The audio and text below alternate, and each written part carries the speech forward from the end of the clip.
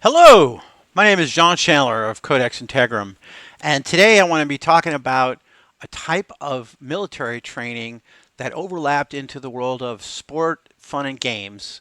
And it's something that we call warlike sports, also aka known as the solar arts, which incorporates everything from really serious military training to kind of ridiculous, weird, ritualized sports that you will still find in many parts of Europe.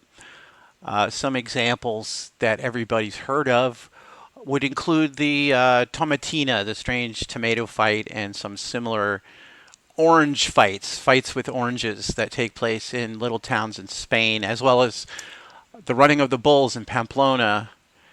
And there's also an increasingly well-known game, especially I would say like in some MMA circles, that's called Calcio Fiorentino or Calcio Storico, which is more or less like rugby meets MMA, and that is a revival of a really rowdy football game from the 16th century in Florence.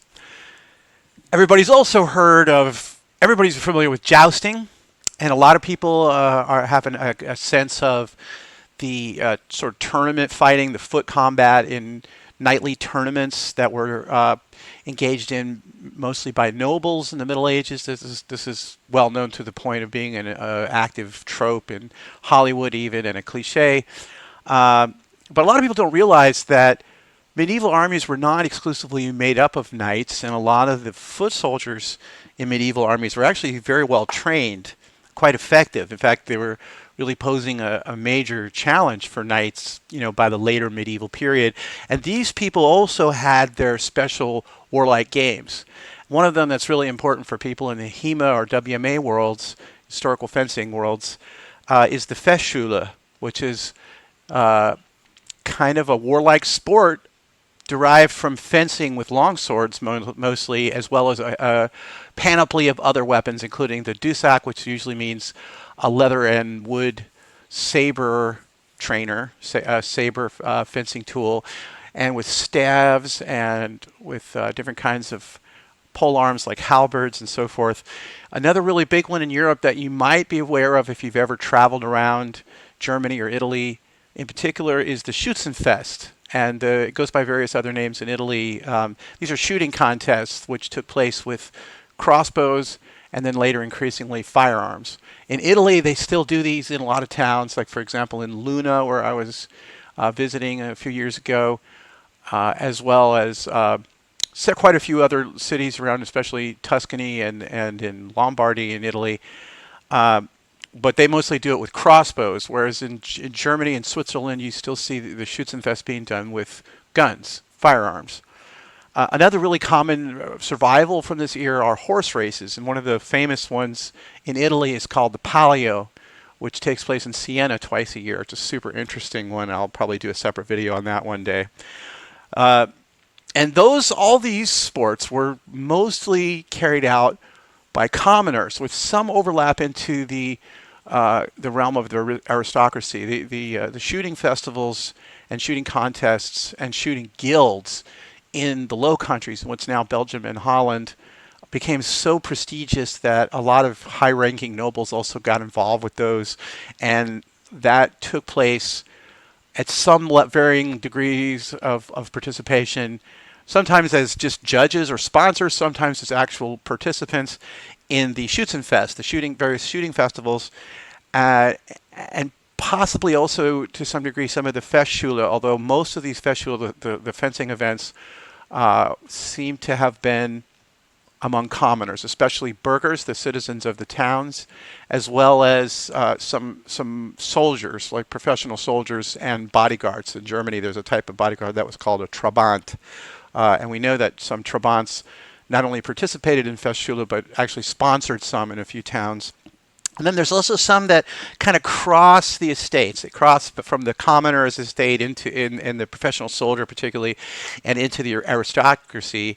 And one of those is called the Scharfrennen, which is a kind of a transgressive, sort of semi-legal type of jousting that's much more dangerous than regular jousting. So whereas the tournament jousting that we normally see depicted is done à plaisance, as the French say, which would mean with special jousting armor, special shields that are just for jousting. A lot of times the helmets would literally be bolted onto the breastplates to protect your neck, and with special lances that are designed to break easily and always have points that are not designed to pierce armor, or to the contrary. So sometimes the lances are literally made out of the sort of the equivalent of balsa wood that would break very easily. The goal of these contests would usually be to just break your lance on the other guy's shield, not necessarily to even dehorse them. But Scharfrennen was done with a sharp point. It literally means sharp running.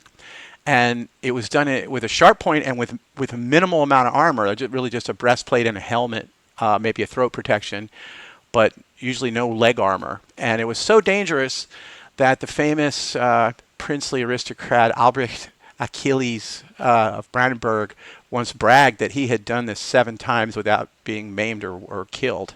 So that was a bragging right. So the Scharfrennen was sort of a transgressive thing that would show up not in the official event, but maybe at a Schützenfest it might be, or a chivalric tournament, it might be out on the sort of on the periphery. The chivalric tournaments as well were also done.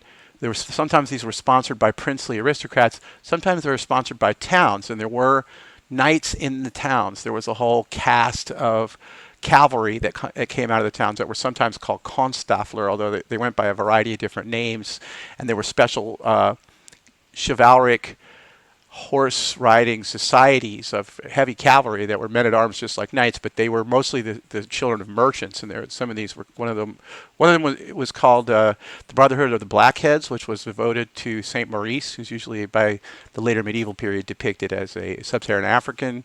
And there's another one called the Lilienvent, which shows up in northwest Germany. There were several of these in various towns, and usually the towns had a certain amount of heavy cavalry.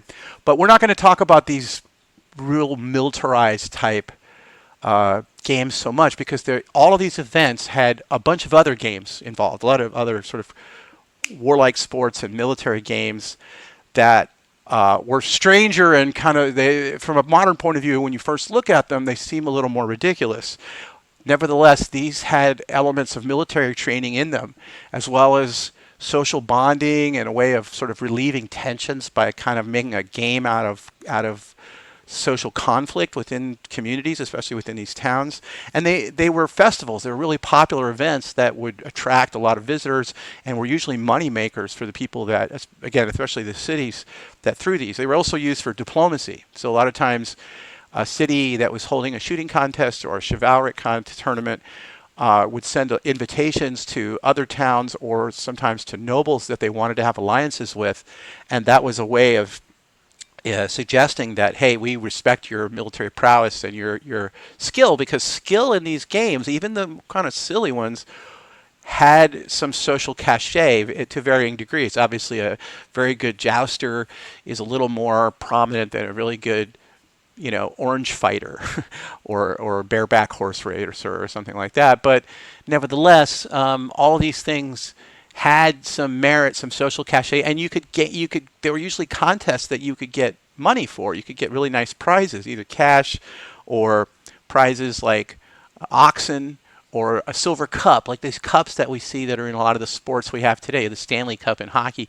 They used to give out cups like that at shooting festivals, and the invitations would always show what the prizes were going to be, so you could decide whether it was worth it for you to make a long, arduous, and sometimes dangerous trip to go participate in one of these events. The one we're going to talk about today, though, is one of these events that stuck around, that kind of got under the skin of some local communities, and it created such a following that they still exist today.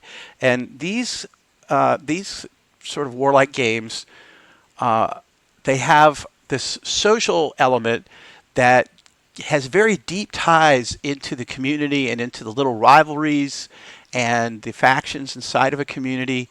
And sometimes they died out in the 17th or 18th century and then were revived in the 19th century. Sometimes they just They just continued the whole time. But there are quite a few of them that are around today. And so this one, I remember when I was first investigating warlike games and martial sports. When I first, having seen these around all the time, this is something that happens to researchers. You see stuff that doesn't really fit what you're looking for. I'm looking for something to do with the fencing, and I keep seeing, weird other sort of sports and warlike games. And I'm like, you're trying to tune it out, but eventually you got to tell yourself, hey, this is a thing. This is part of what I'm researching. So I really got to get a grip on this and figure out what it's really all about. And I was showing a bunch of these to my wife, and she really loved the Palio, the horse race in Siena, which is super dramatic and beautiful and amazing. And then I showed her the water jousting, which is these people sort of slowly approaching each other on rowboats, and somebody's on the prow of each one. They try to knock each other off into the water, and it seemed like it was more like maybe middle-aged men that were doing it. And she just was not impressed with it at all. And it really does look pretty silly, but there's something to it. There's something about it, and I wanted to learn a little more. And then I started to find evidence that this goes way back. It's not just a kind of a modern creation of the tourist board or something invented in the Victorian era to amuse the princely aristocrats, even though those people did come and watch these events. But these things have very deep roots. Water jousting seems to go back at least to the 13th century, and there's some evidence of this as a sport in the classical era, in the era of ancient Greece and Rome. Today it survives in mostly southern France and a little bit in the Rhineland. So this would be in the region of Languedoc. There's a city called Cété, which is where this is sort of kind of considered the capital. There's a bunch of other cities in Languedoc where they do this, and in Provence, where Marseille and Arles are sort of centers of this, as long as another half a dozen towns. And in Alsace, notably in Strasbourg, they still do this. And that's really significant because Strasbourg is a really important center of fencing. It's where we got the wonderful fencing master Joachim Meyer, but there's also just a lot of fencing culture that comes out of Strasbourg, both in the medieval period and then continues later into the early modern period, including after it was absorbed by the French, captured by Louis XIV in the 16th century and became part of France. It was still a center for fencing training and military training for centuries. And now it is again in the Hema revival. We've got a lot of great scholars. Olivier Dupuy is in Strasbourg, and it's a center for us. One of the great historians of the Hanseatic League on the academic side, also a guy called Philippe Dollinger, also comes from Strasbourg, and I'm going to mention him in a minute. So, as I said, there's some evidence of water jousting way back in the classical era. There's something showing up in Strasbourg as far back as 303 A.D.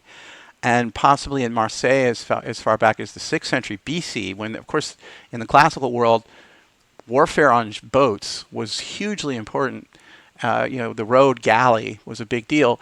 But this water jousting thing is not something that, as far as I've been able to determine, I don't see any evidence of this going on in the sea or the ocean. Where it happens is on rivers. And fighting on rivers was important in the classical era as well, even though we don't really hear a lot about that. There's not a lot of famous battles that get a lot of discussion that took place in rivers. However, in the medieval period, as we'll get to in a second, there were a lot of big battles on the rivers, and they were very important. So by the 15th and 16th century, water jousting was a pretty popular sport in France. It sort of shows up a couple times during deployments, pre-deployment positioning of armies during the Crusades. So there are armies that were waiting to go over across the Mediterranean, participated in these water jousting events. But by 16th century, we see in the Saône River in 1548, there's a special water jousting event that was put on for Henry II and Catherine de' Medici, and it's already well established all throughout the southern part of France and in the Rhineland by that time. And then in the 19th century, there was sort of a revival of this, and it became extremely popular once again. Water jousting, however, shows up here and there in kind of little hints. It's not something that seems to have been prominently recognized by a lot of our modern sources on medieval history. So we get a lot of our medieval history from the 19th century people, the Victorians, and people, historians from the early 20th century, and we still rely on a lot of those early translations and summaries.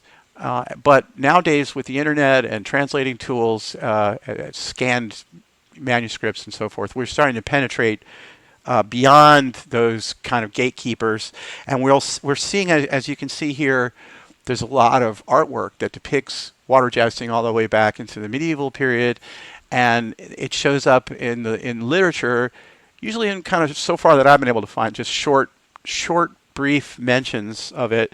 But for example, and in artwork, so here is a map of Zurich. And these wonderful maps from the 16th century and in the early 17th century often have little Easter eggs on them. And on this one, you can see here that there's a lovely depiction of water jousting going on in the river here in Zurich, in Switzerland. And we see some literary mentions of water jousting in the Holy Roman Empire, in Poland, in Italy, and throughout medieval Europe. And there's a good reason why it might matter, which is where we're going to go next here. Because, as I said just a minute ago, there were a lot of wars that took place in rivers. And so one war that both Zurich and Strasbourg were involved in the later medieval period, which took place in what was kind of the lead up to what we call the Burgundian Wars, which was a series of wars that were fought between the Duchy of Burgundy, which was effectively one of the richest and most powerful kingdoms in France, even though it was technically a Duchy of France. It was a Duchy of France ruled by a princely aristocratic family that was a spin-off of the Valois family in France, but was really doing their own thing, and in fact was routinely at war with France. They were siding with the British during the 100 Years' War, and very much had their own policies and so forth. And they were trying to establish themselves, and were in the process of kind of trying to extend their territory down the Rhine. And they tried to take over a little German town called Neuss that was on the Rhine, and a bunch of the free cities on the Rhine and in the area in Alsace and Lorraine and in Western Swabia, Baden-Württemberg, Rhineland-Palatinate in Germany, did not like to see this happening, and they had seen the new Duke of Burgundy, Charles the Bold, crush some of the cities in Flanders, some of these great trading cities, and they saw him destroying and removing their autonomy, and they didn't want this to happen to them. They didn't want to become the vassals or the tame pet of a prince and subject to their whims. So they started putting a lot of assets into protecting this little town called Neuss, and it was the subject of a really big battle where Charles the Bold of Burgundy brought a very expensive and very elite picked army of elite mercenaries from England, from Italy, from Burgundy, from France, and all over the place. But a lot of the most expensive and the most sought after, who were really ideally suited for fighting a pitched battle, but maybe were not quite as well prepared for a siege, especially a siege that involved water. And the Rhine, being one of the most important and larger rivers in Europe, became the lifeline for this little town. And these towns were supplying Neuss and bringing in ammunition, extra troops, and food and other logistic supplies. Ultimately, partly because of disputes that broke out between the various nationalities, such as between the Italians and the Burgundians and the British or English troops that were there, the siege sort of fell apart. And in the process, Charles the Bold was a little heavy-handed with some Swiss who were engaged in diplomacy with these towns. And in fact, one of the diplomatic trips from Zurich was a contingent of shooters from Zurich that came to a shooting festival in Strasbourg, where they had been sort of strategically invited. So it's kind of like, hey, come visit us at a time when Strasbourg was, let's say, in a proxy war with, along with a lot of the other bigger cities in the Rhineland, Cologne, and the little towns of the Decapole like Colmar and Mainz, and these towns were doing everything they could to defend Neuss and to sort of slow down the Duke of Burgundy. And Charles the Bold, whether it was his intent or just maybe kind of a mistake or overzealousness on the part of some of his troops, they attacked and captured some diplomatic groups, a delegation from the city of Bern on the Rhine that were traveling down the Rhine, and then this involved the Swiss, and then the Swiss got involved in the war. And without getting into the whole history of that, which will probably be subject of another video one day, the Duke of Burgundy lost a series of battles against the Swiss, and then finally was killed in a major battle at Nancy, where both the Swiss and the Rhineland cities were involved, including Strasbourg, who, according to their own legend, the guy who actually killed the Duke was a butcher from Strasbourg that was in the militia, and that's probably just a legend, but there's a great artistic depiction of it. We also have another interesting example of sort of riverine combat and sort of kind of a paramilitary context, let's say. And this is another thing I'm very interested in, are the gray areas that are sort of in between what we might call the solar arts, which is anything that involves training or a sport, any kind of training for fencing or for any other military activity, for shooting, in which you're not trying to kill, capture, or maim your opponent. In other words, you're getting together with people that you like, and you're all trying to learn. You're not trying to kill or capture each other. There's a kind of a new theory that I'm a fan of that suggests this was thought of as a solar art as opposed to a martial art, because Mars was associated with war, or what the Germans called Krieg, which really means like all gloves are off, although that too gets a little murky because sometimes there was rules in war. But Krieg, includes things like burning villages and kidnapping people and killing, wholesale in some cases. And that's a whole other thing. But there's a gray area where a lot of paramilitary kind of little more rougher than a sport, but a little less than a war. And one of those examples took place on the Vistula River in Poland, where every year this very long river that connects southern Poland and goes all the way up to Gdansk, up in what's in Prussia and what's now northern Poland, where they would be, the river was used as an artery to move goods, especially grain. And so every year the grain harvest would come out, and then people would put the grain on barges and rafts and riverboats, special riverboats that were cleverly designed to perform well on a river, and not necessarily in any, they weren't for the sea.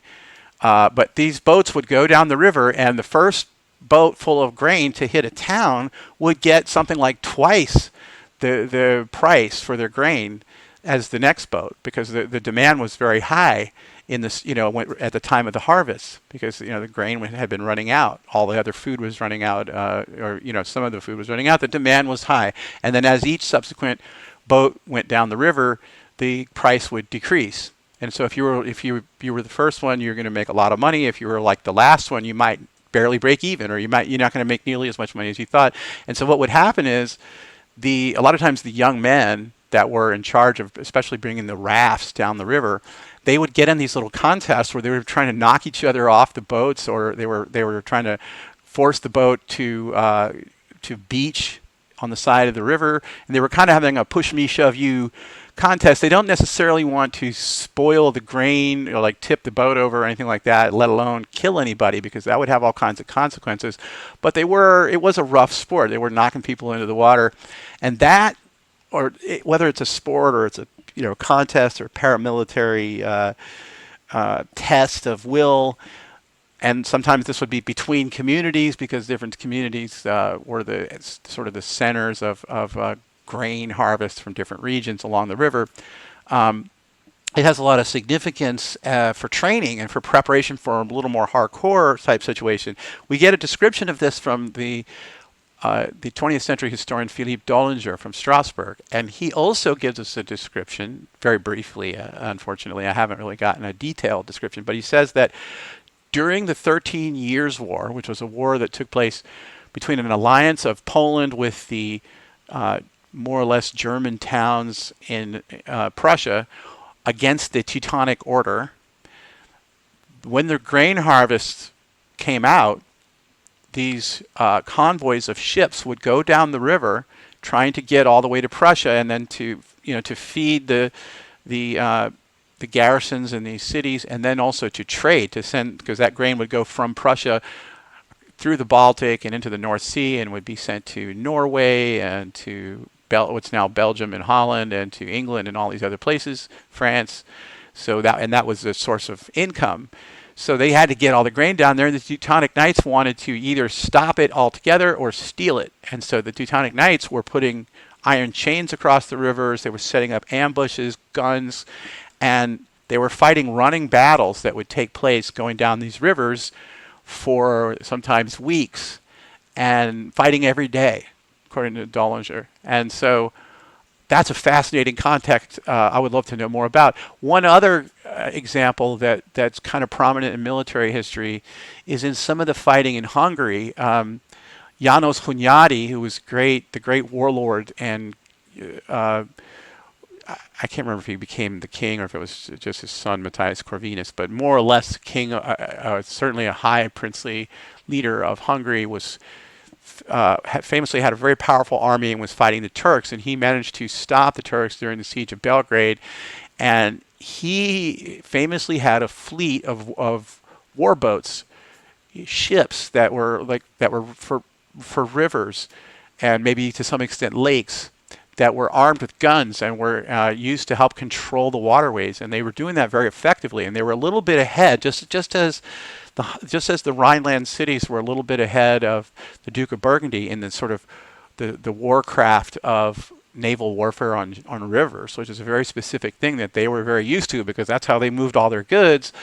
So too were these armies of gunboats that were protecting the logistics and interfering with river crossings and things like that by the Ottomans. And they were instrumental in that series of battles, as well as some subsequent ones, even some of the defeats where they helped survivors escape. That was a big deal. And then finally, another example that's super interesting to me, when you think of a naval power in any era, but in particular in this case in the Middle Ages, Zurich, it once again comes to mind, right?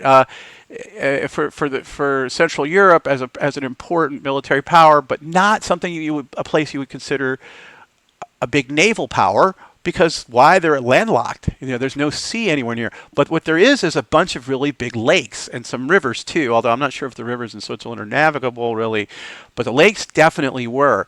And at one point there was a weird aberration of a war that took place in the middle of the 15th century, in the 1440s, between Zurich and the rest of the Swiss Confederation, because Zurich had become a little bit more democratic, more of a republic, and the Burgermeister was very ambitious and he was into conflict with some of his neighbors in the Swiss Confederation over territory that they were trying to take from some dying noble families that were losing control of their lands. And they ended up, there was a confrontation between them and the major powers of the Swiss Confederation, notably the other cities of Bern and Luzerne.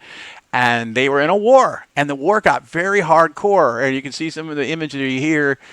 There was considerably potent naval power deployed, including rafts and boats. This one's called the Bear, that were used with guns all over them and with pikemen on board and so forth. So there's a lot of this whole pushing each other with poles kind of thing, and that was a important part of what's called the Old Zurich War. So these boats and river and lake combat was an important thing. So circling back to water jousting and what seems in the modern sense to be kind of a silly sport, this actually had real purpose, real reasoning for warfare in this time. And even naval warfare in the sea in the Middle Ages took place in such a way that a lot of the fighting was hand to hand, and some of it was done with long weapons, a lot of it was done with sidearms, and of course guns and everything else. But there was a lot of hand to hand fighting, and a lot of the way that the ship to ship combat would be resolved was not necessarily blasting each other to pieces with cannon, like sort of becoming the norm later, but boarding the enemy ship and taking it over. And then you get to keep the ship and whatever's on it. You get to capture people, which is sometimes better for a whole bunch of reasons than just killing them.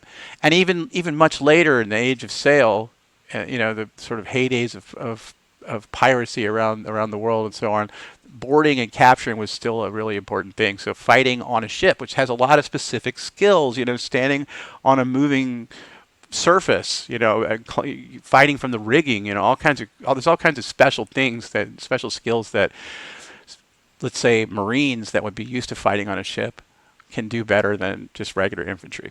So I hope you like that. That's my little overview of what water jousting was and what it was for, and how it kind of ties into the culture and the military history of Europe. And hope you liked it. My name again is John Chandler, and I'm the designer of Codex Integrum, and that's a role-playing game, tabletop role-playing game that's historically oriented. We have also like some tie-ins that let you play with historical characters in a fantasy setting and so forth. All that's on DriveThruRpg. If you're interested, I'll have links at the end under the video. And if you're interested in this stuff, leave me a comment, or go on our Discord and tell us if you think we made mistakes. If you know something about this, you want to add to the data on this story and flesh it out a little more, because there's a lot more to learn about this, I think, just like a lot of these. And I'm just going to mention that I'm going to be doing a series on these warlike games and martial sports. So this is going to be just one in a series of these, and we'll come back to this subject because I think it's a very interesting one.